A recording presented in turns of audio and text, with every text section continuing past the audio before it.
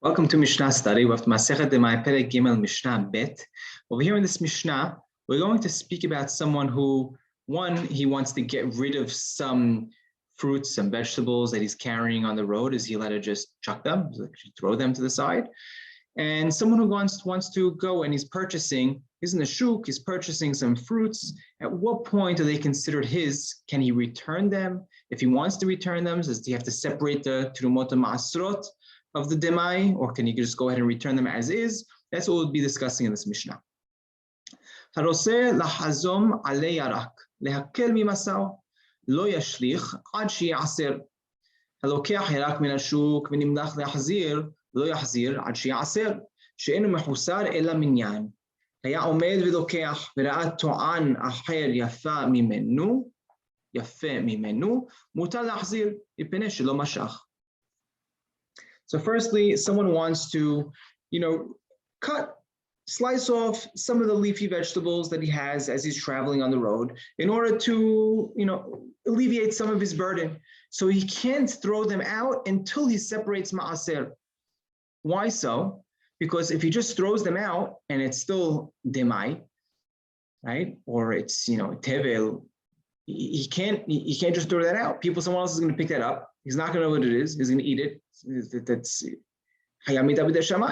so that's his responsibility. It's his responsibility to separate Terumot Ma'asrot before he even throws it as hefker. Over here we have to say this should be talking about after Miruah Hakeri, right? After the, or whatever stage it is that it's hayav in Terumot Ma'asrot, right? Because we know if a person's mafkir, he makes something ownerless before it hits the stage of Terumot Ma'asrot, he's allowed to do so and it's not obligated to Terumot Ma'asrot. So here it has to be that it reached the stage of Terumot Ma'asrot, he's traveling with it on the road, he wants to throw some of it out, he's not allowed to throw some of that until he separates the Ma'aser.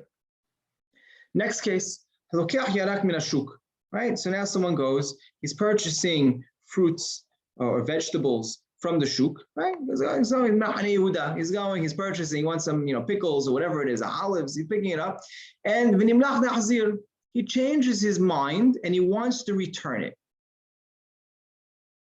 Right? So Harambam over here explains that what happened, he already came to terms on the price. It's going to be, 100 shekel for 10 of these containers. And he goes ahead and he picks them up and now he's starting to count them. He's holding them in his hands and he's just counting them out. And he has 12, 14 in his hand. He's picking the 10 that he needs. And in the middle of this process, he decides, I want to return them, right? Nimlach in modern Hebrew means he, retracts, right? In order to return them. Harambam over here, interestingly enough, says he, thinks about it in his head. Right? He reevaluates. Right, more of the language of the Targum I'atzecha, right, by Bilaam, right. Over there, the Targum over there, Unkelu says Amlachincha, right, from the lashon of Nimlach, right. Shakal bedato. He thinks about it. He ponders about it. So he's thinking about it. Now he's thinking about to return it. He's not allowed to return it until he separates Ma'asrot. Meaning what? If he had 10 of them, right, he needs to go ahead now and take one of them, buy it from the owner, pay the money, right? Even if he didn't pay yet, pay it. And then, he should put the other 9 back, right? But he's not allowed to just go put everything back because once he grabs it, once he's holding it, after they came to terms on what it should cost, even if he didn't pay the money, right? Everything, the transaction in Judaism goes according to when he picks it up. So now he picked it up, now it's his, he's not allowed to put it back until he separates Ma'asrot. The only thing that was missing in this transaction was the counting of it, right? I don't know how many he had in his hand. He just needed to separate the 10 that he needed. The next case in the Mishnah is he's standing and taking. Now, what does this mean, standing and taking? So it can't be that he's actually taking. Rather, that the store owner is counting it for him. He's standing there. The store owner is counting it for him, putting it on the side for him to take. And the purchaser sees a to'an aher, he sees something else, a better load, that's better, it looks nicer, it's better fruit.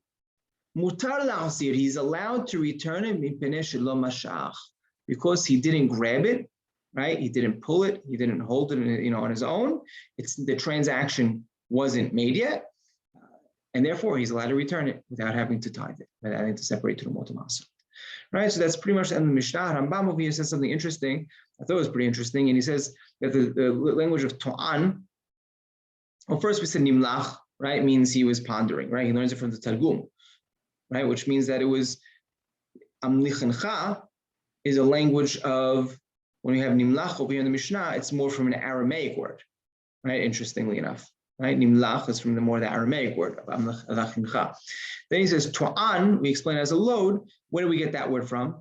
So Ta'anu et be'idechem, right? That's from the story of Yaakov and Yosef come to Eretz Canaan. And then you have the language of lahzom in the beginning of the Mishnah that we said to cut. He wanted a slice off some of the leafy vegetables. That is, Harambam says he has no idea where it came from. He doesn't know the etymology of that word. It's not from the Lashon HaKodesh. He can't find it in the Targum. So it's something that's interesting that how throughout this entire Mishnah, we had one word that we learned from the Pasuk itself, one word that we learned from an Aramaic root. And lastly, we have another word that Harambam really couldn't figure out, the etymology of it on its own. That sums up this Mishnah of when you're allowed to return Demai. And as we saw, you're only allowed to return it if you weren't moshech, you didn't grab it, because that is what really solidifies the transaction in Jewish law.